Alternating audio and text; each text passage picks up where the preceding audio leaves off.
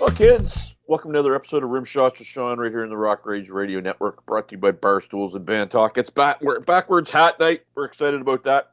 I have a new friend here. You know, one of the things I love about doing this podcast is I get to meet people that I never otherwise would have met. I have Mr. John Ramsey, sir. How are you? I'm very well, Sean. How you doing? You know, I'm hanging in there, my friend. So I always like to ask when I meet new people, you currently reside where? I'm in Akron, Ohio. So our band's based in Cleveland, but I live in Akron, just a little south. Akron. And Ohio is one of those. So I lived in Toronto for 7 years. I used to spend a lot Yeah. of time in Wilmington. Okay. Yeah, Yeah, down near Columbus. that's right. And Ohio is a great state for a number of things. Obviously, the Rock and Roll Hall of Fame is there, and great sporting state. How's it for music? I love it. Yeah. We've been a part of the music scene in Cleveland for, gosh, since about 2017. And it's fantastic. I mean, it's got such a rich music history. Collectively there's such a love and support for other bands, other musicians, wanting to get people out there, trying to get people to shows. I mean, we have a lot of obviously touring acts that come through. But there's such a strong push to get local bands with touring bands and get picked up like that. So I love it. Absolute great scene. Tim Ripper Owens is from Akron, is he not? Ooh, I think so. Yeah, he had a bar there, and I think he still lives there. I interviewed him on the show a couple times, and Ah, nice. yeah, I'm fairly certain he's a guy, man. He's a workhorse. Like he's out playing all the time because that's where he makes his money, and that's kind of the Yeah. way the business works. And the name of your outfit is. Orange Animal. So tell me about this band. I hate to do this, but when I'm trying to introduce new music to my viewers and my listeners, I always say, give me a comparable. And you hate to compare yourself to other people, but if you were to do that, who would that be? Oh, well, it's one of those things like I'll say it this way: comparable bands, we kind of tend to fall into the alt rock genre. But so this is from a musical influence perspective is usually where I start with that. So Yep. I'll say alt rock is the simplest way to do it. But as far as musical influences, I know I've kind of transitioned the question a little bit. But it really comes down to, some of my biggest influences are from a writing perspective because I do the majority of the songwriting. Led Zeppelin he plays a huge role, but it also crosses over into Leonard Cohen is a massive influence on me, on my writing.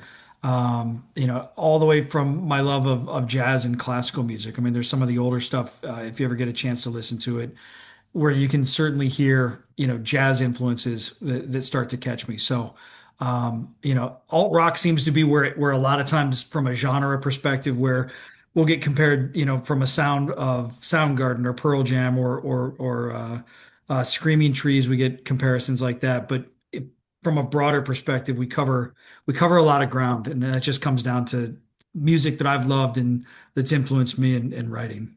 Um, love the Leonard Cohen angle. I'll tell you a really quick, funny story. Back when I used to be in corporate sales, Yeah.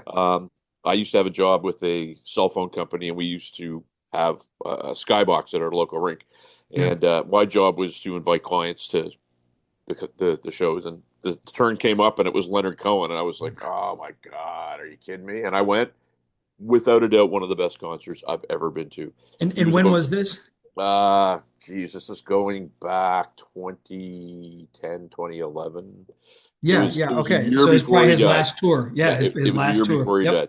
And that man was all over the stage like he was 30 years old. It was incredible. And it Yeah. was just Hallelujah is one of my absolute favorite songs. I know somebody might go, "Oh, you're going with for an easy one," but I've heard so many different versions of it. My girlfriend does a version of it in her little combo, and it's just he's amazing. So I love the fact, and he's Canadian, so I'll take that I too, was my going to friend. say, and he's Canadian, but Yeah, he's a brilliant poet. And one of the things that I've always loved about him, and I started listening to Leonard Cohen, probably late teens, is when I first started, getting into his music. And one of the things that I've just loved is that from a musical and a songwriting progression, his music progressed with his age. And I think that that's something that's important for songwriters is, as I'm in my 40s now. And so the songwriting, you got to keep, you got to write where you're at. You Yeah. can't just write like what I would have written when I was, 20 years old. Like I'm in my 40s. I've got other things going on, and I think it's important to write from those spaces. And I've always admired that Leonard Cohen did just that. He wrote from the spaces of, all the way from being a young man to being an old man. And I just think it's just absolutely brilliant. Well, and it is funny how you take a band like Winger that wrote the song 17, not thinking ahead, having to play it in their 60s, right? So, Yeah, right. yeah. The other great thing about Leonard Cohen, I don't know if you saw there was a documentary on Phil Spector, and Leonard Cohen was recording with Phil Spector, and he wanted to leave the studio because he had been there for a long time this particular day.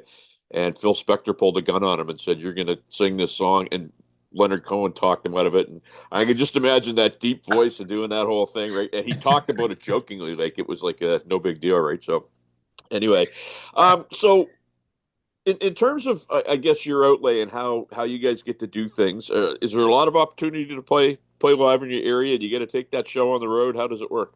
We've done both. I mean, Yeah, so we've played, over the years, we play a lot of local shows, mainly up in Cleveland, just because Cleveland, Akron, like I said, is where I live. And Akron has a great music scene. I mean, yeah, we're the home of Black Keys, Pretenders, Devo. I mean, all those guys came out of Akron, which is part of the reason I love living here, is yeah. it's got, such a rich cultural history. But by and large, Cleveland is our home, and so most of our shows are up there. And again, it's got a great music scene, a lot of bars, a lot of venues, a lot of places to play. But we've also had, some of the cool things that have happened to us along the way is getting picked up by touring bands to travel with them for a while and play shows. And a lot of times it'll be just kind of the Ohio circuit where we'll start in Cleveland, go Cincinnati, you got Dayton, you've got Columbus, and just kind of riding down the interstate. And so yeah, no, we've had the opportunity to play there. We've played in Chicago, we played out in LA a number of times over at the Viper Room and El Cid and whatnot, and had just an amazing time doing that. So yeah, we've had a chance to play a lot locally, but then also take this thing on the road a little bit. No, that's cool. And I mean, you're ripping out some of that stuff, and I've been to Ohio a bunch of times. It's a I mean, it's similar to, we could almost call you honorary Canadians as opposed to being your 51st state because you have very No, no, similar we'll weather take down there. honor. I'll take honorary Canadian. I like that. Yeah, yeah. But I mean, very similar climes, right, in terms of seasons and what have you. Yeah, Um, but the talent, I mean, I interviewed Stan Lynch, who was with Tom Petty and the Heartbreakers, who has a new yeah, project out. He's from Ohio, and you think, wow. Um, things like that. So it's good to hear that there's a lot of venues like that because there is. that's not the case all over. It seems to be some places are really suffering. Yeah, and I'll tell you, talking about musicians coming through. One of the things that I always think is I'm fortunate about being a musician and playing music out is I get to see musicians and truly amazing bands. I mean, I've seen a number of bands come through and that we've played with, and I look around and I know there's a lot of distractions for people's time, for entertainment. Yep. But man, there are some seriously beautiful, amazing musicians out there creating just truly tremendous stuff that you look around, you're like, why is this place not absolutely packed Yep. every night? But the good news is, a place like Cleveland, you get those stop offs. You get to see, a lot of these bands come through and get to, really enjoy them. As you were talking, another uh, native Ohio. What do you call 'em? Ohioan? Is that what you guys call? Ohioan. Yeah, Ohioan. Um, Eric Singer from Kiss is from Oh yeah. Cleveland. Yep. So, the list goes on. We could do this all night. It's interesting, though, what you say, because in my hometown, there's this sort of thing where we're kind of geography has us way out in the east coast of Canada. I'm in Halifax. So for somebody to play here, you either start here or you finish here, right? Sure, sure. Because of the travel. So what ends up happening is people go away to see shows, right? They go to Toronto, they go to Montreal, Boston. And what ends up happening is people don't always support local, and it becomes very frustrating. Do you see that does that factor into what you were saying? It does, because one of the things is, well, there's two sides to this. So being a local musician who plays originals versus covers, Yeah. right? So we're by and large an original band. So cover bands have their own space, right? And bless them for playing those spaces. And but for original bands, I think that's one of the biggest challenges locally is, you have a certain sphere of influence And you've got to be careful about how you spread out your shows, at least by Yep. my experience, because you're only going to get that same audience to come to your shows a certain number of times Yep. locally, right? And there's always a little bit more gravity to out of town shows or out of town bands, or we get a lot of, if you're coming in from Nashville, it has a lot, it has a little bit more gravity than if you're a local band playing local. Sure.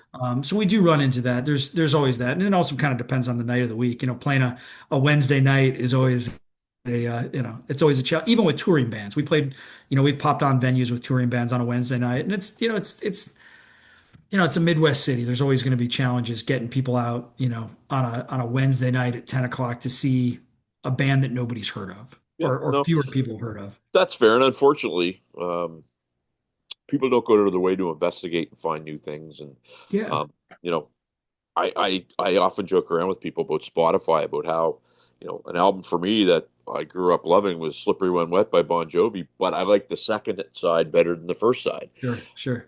Had I grown up in a world of Spotify, I probably would have never You never found out come about the across it. second side, right? And that's a huge difference. So you're an all original band.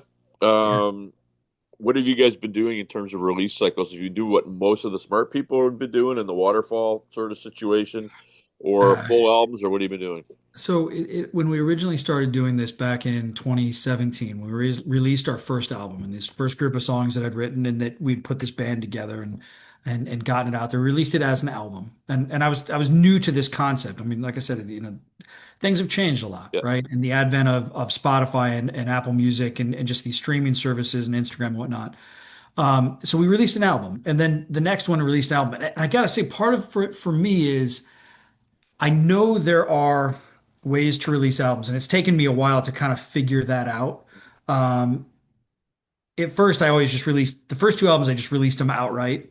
I do like writing an album format though, and I yep, don't think I mean, we did go through a period during the pandemic where I just released singles, and this one, most recent one, is just a single, and I did it just because it was kind of a one-off song that I had and I loved and I wanted to get it out.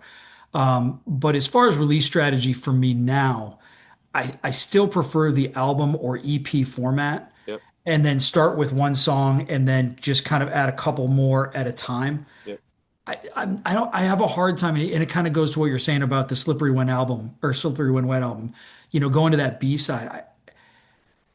I like I like releasing albums because to me the songs have a cohesive nature to yep. them. And even if the listener may not get to it at that particular moment or that particular time, my hope is that at some point they do get to it. And then they realize when they put like our most recent album, Still Frames, yeah, you can release, each song could exist in and of itself, and there's a lot of diversity in the album itself, but the album comes together. From a songwriter, since I wrote, from a songwriter, I put these songs out there that I hope at some point somebody listens start to finish and goes, all right, I see it. I see how this fits together. Either whether it's subject matter, topic, or even just kind of where I was at when I wrote them at that particular moment in time of my life. So, Well, and I mean, everybody has a strategy that works for them. And yeah, one of the things that I found is you nailed it. Things change minute to minute, yeah, right? Um, my whole thing has always been find out who's doing something successfully and yeah, ask them how they're doing it, because most people will share information. And then don't sit there and go, well, what about this? Or you should do that.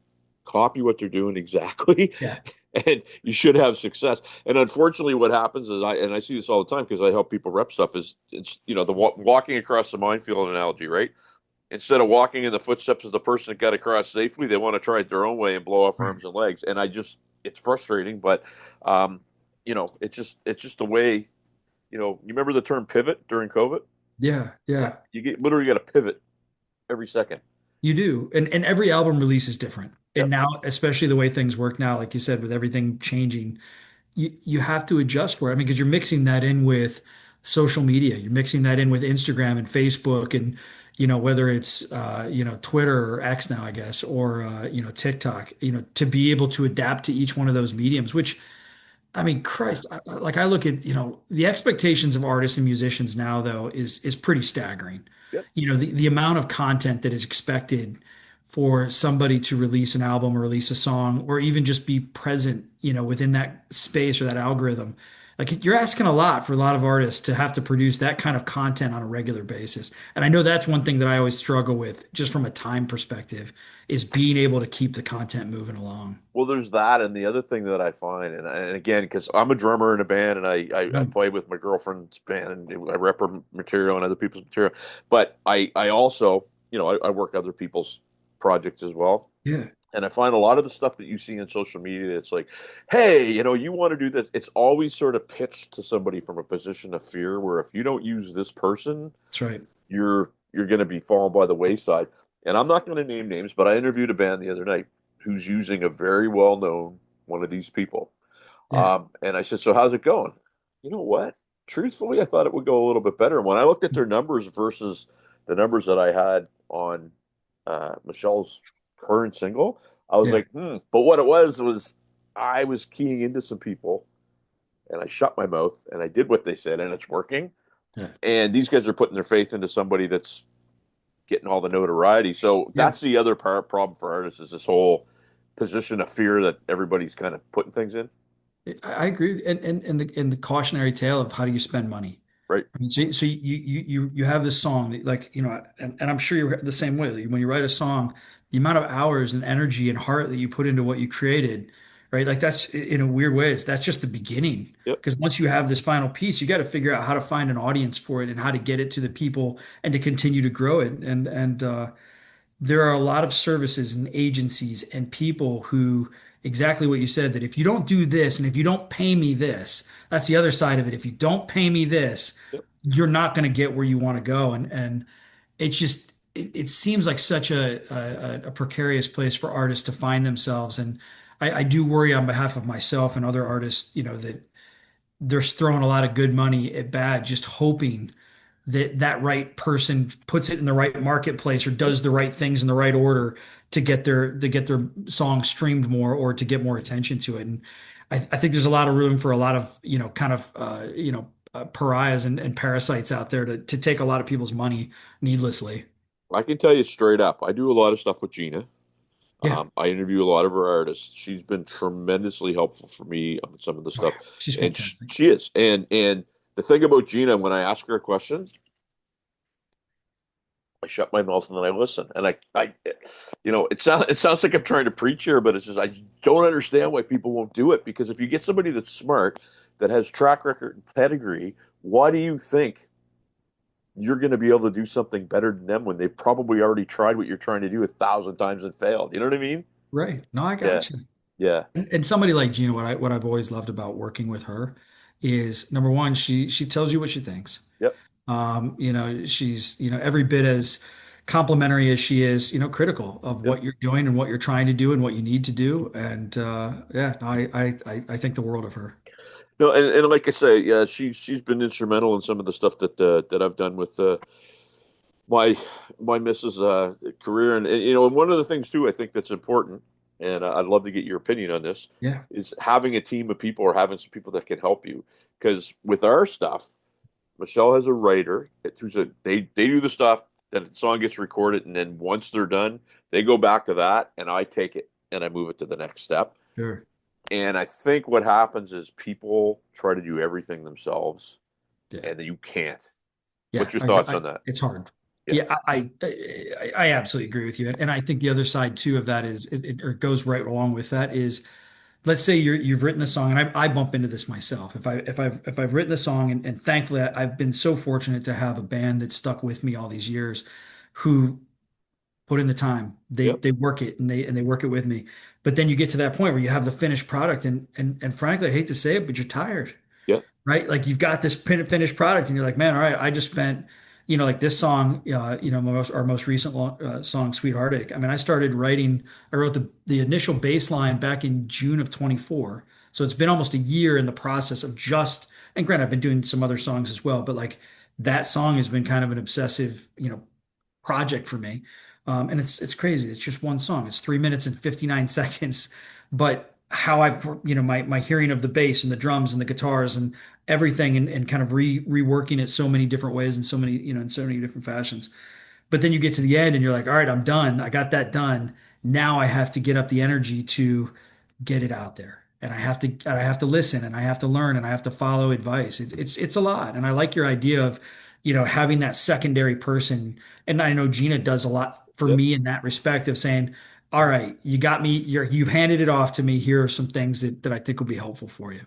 Well, when the light bulb went on for me in that kind of regard is when I was talking to some various producers and I asked them about engineering. And I said, when you produce something, you engineer. Nope. Nope. Why not? Because I need a fresh set of ears. And I was like, wow, okay, that makes a lot of sense. So I don't need to be ingrained in that first part of I mean, I like to write, but don't get me wrong. If there's two people that are good at it, I'm crappy at math, but I'm good at other stuff. So I'll let the people that are good at math do the math, and I'll Yeah. go on. And so I think that's very key. And when you find those people, um, man, you got to make sure that you do everything you can to keep them happy and make them work hard for you. Yeah, no, I 100% agree with you. Yeah. 100% agree with you. So you got a new song that's out. Is it out now? It is out now. It came out May 9th, May last 9th. Friday. Um, so your plans are what? I mean, like I don't know how your weather's coming along. We haven't quite had a spring yet, but you get some plans to start playing out a little bit for the next little while, summer and what have you. Yeah, we do. We do. So we've got some festivals that'll be coming up. We're waiting to hear back on those, but I'm pretty confident that we'll get the opportunity to play some outdoor festivals here in the summer. I know for sure our next show is July 26th for sure is a guarantee. And I think there's going to be some stuff in June. And then in between there, we're going to, so like I said, this song was kind of a one-off. I've got 5 songs written and ready to go. So we're going to be back in the studio probably in late July, early August. And this album's more on the what I kind of describe as my Motel folk sound of Orange Animal in my writing style. These are more acoustic, more quiet, and just a different style. Like with Sweet Heartache, it's kind of funny. I was telling Gina this, and I've told other people this. When I originally wrote it, it just started off as a bass line. Like the whole bass line at the beginning of the song was effectively the first thing I wrote. And then after that, and then I kind of heard the drum parts, and I knew the kind of the speed and the style of the drums that I wanted. Wrote a little guitar part behind that, and then from there, I wrote the guitar solo at the end. And it was one of those things like I could hear the whole thing in my head, and it just kind of took time to construct where I wanted it.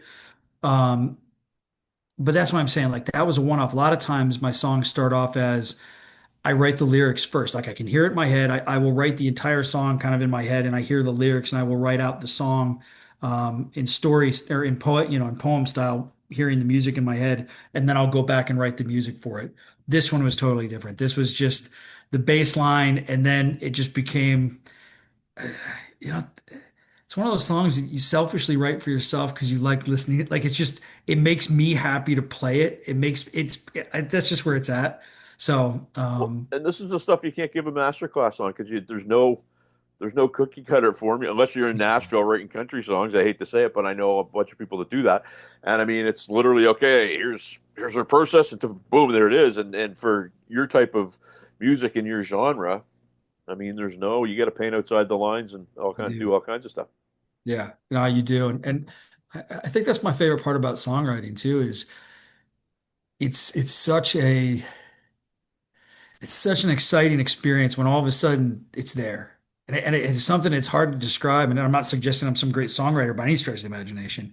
It's just one of those things where all of a sudden, like you feel it and you hear it, and I can hear it in my head, and it's so fun to.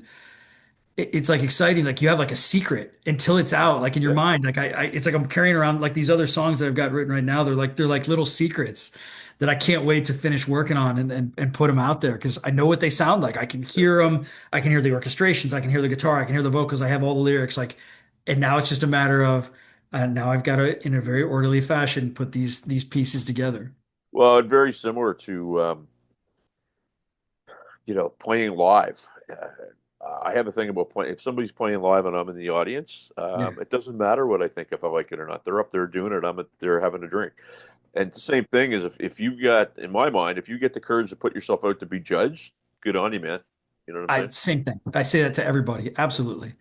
Anybody who's got the nerve to get on stage and play music live in front of other people, I tip my hat to everybody and anybody who does it. I mean, Yeah, because man. if you haven't done it, if you don't know what that feeling is like and the nerves getting up there on stage, I mean, there's not many people who don't walk up there and go, what the fuck am I doing? Like 100. every time I get on stage, I look out there, I'm like, holy shit, what am I doing?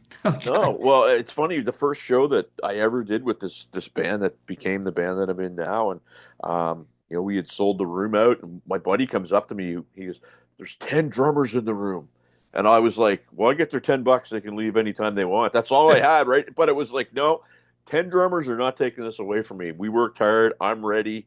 The Yeah, band's gonna kill. And if they don't like it, there's a friggin' door, and you're not getting your yeah. money back. So yeah. Last question: where can I send my viewers, my faithful listeners, to see and hear Orange Animal?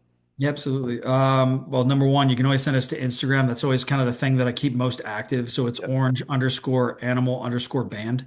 And again, Instagram I've just found that to be the easiest, fastest way to keep people up to date of shows, of new music.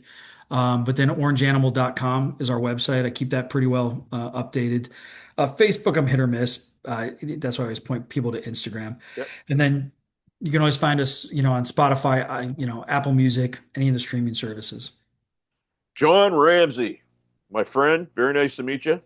John, it was great meeting you too. I really appreciate the opportunity to be on your podcast. It's really, really fantastic. And if you ever are in Ohio, please, please, please let me know. I'd love to, anything I can do to get a Cleveland show, and vice versa. If we have an opportunity to go to Halifax, man, I'd love to play Halifax. I've never Halifax. been. It's we had Steel Panther and Buck Cherry here last night, All right. and Francis Ruiz that plays drums in Buck Cherry is a friend of mine. And I couldn't get out because I had 2 interviews booked, and it was basically, I'd love to see you, Francis, but I'm investing in myself tonight, and he understood, right? So Yeah. anyway, thanks a lot, John, and Thanks, we'll Sean. stay in touch, my man. All right. Take care, my friend. Thanks so Be much. back after this.